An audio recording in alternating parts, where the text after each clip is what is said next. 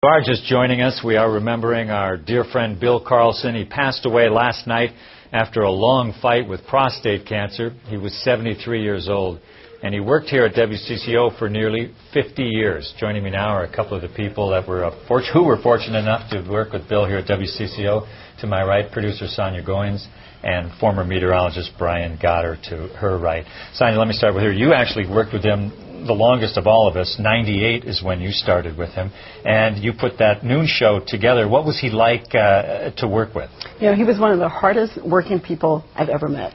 I mean, Bill would leave on the weekend and go on these Hollywood junkets and rush back in and do the noon show. It was amazing. Come back for the Monday show and still be strong. And he wasn't one of these anchors that let everybody do it, everybody else do the work. He was actively involved. Of course. And, you know, the one thing that was most amazing about Bill is I don't care if he was interviewing, you know, a politician or the average Joe. He gave them all the same respect.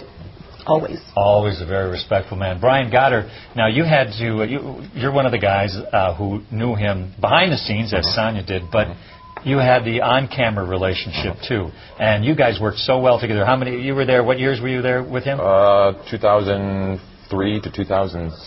Right. 2007. So I mean, you got to develop a nice relationship. And somehow it worked. I mean, we're two different generations. And I've heard it before. He's gentle. He's kind. He brings you in. I was this obnoxious, goofy weather guy, and he was the professional. And it just worked. And we got along great. I mean, there were many times he invited me to go out, and our lives were so busy. I had, you know, grad school. I had my wife, my daughter. He had his trips all the time, so it never worked. But this is where our relationship was. During commercial breaks or after the newscast, we would sit here for, you know, it would be 5 minutes or an hour, and his stories were phenomenal. And like he would just go, I go, who are you going to interview this weekend? I'm going to go interview Brad Pitt. Really? And it was like, I go, so give me some juice. Nice guy. Nice guy. That's just how he was. It's how he was. And he was just a phenomenal man. And, you know, I wish I could have spent more time. I thought some days the 5 o'clock anchors would kick us off the desk because we could just sit here and talk and talk and talk. He did have an ability to tell a great story. He knew so many of the real stars of Hollywood, and he would kind of keep them in the back pocket. If you'd mention somebody, then he'd come up, well, did I ever say about the time that this happened? And they were wonderful stories. He was also a good news person, too. I remember the day that Paul Wellstone's plane went down. It was shortly after our noon show. Bill kept rolling with it. He could recount stories about Wellstone, and he just kept going with it. He was the ultimate professional. He expected a lot of people, but he was kind about it. I mean, you always have interns in newsrooms, and most interns are kind of like deer in the headlights. His interns, after a week or two, you would know this as the producer, they knew how to run the shop. He expected a lot, and they were really well trained. They could have a job anywhere. That's a very good point, because it's not, a lot of times it's not that much fun to have an intern working with you. It kind of takes your attention away. Bill basically constantly had an intern. They just cycled through and was always working with new people. He was also, Sonja, one of the guys that pumped out more on-air packages, more material for broadcast per minute and per person than maybe anybody here. He always was writing packages. Always. I most recently talked to him on Monday about the Academy Awards and Minnesota movie makers, and even from the hospital, he gave us an interview. He was still on top of his game. Always on top of his game. And that interview was from the hospital. So as he fought his battle, he was still right on with the things that mattered most to him. He was an incredible man. For what you mentioned, like, people at home don't know this. On Friday, he had to get to the airport quick because his flight was taking off, and then he'd be back here for the noon on Monday. He was flying everywhere. Him and Nancy were going everywhere every weekend, and just like Monday, like, where'd you go? What'd you do? And it was just phenomenal. And I never knew how much I meant to him or what kind of relationship we had until the day when management announced that I was moving to Milwaukee.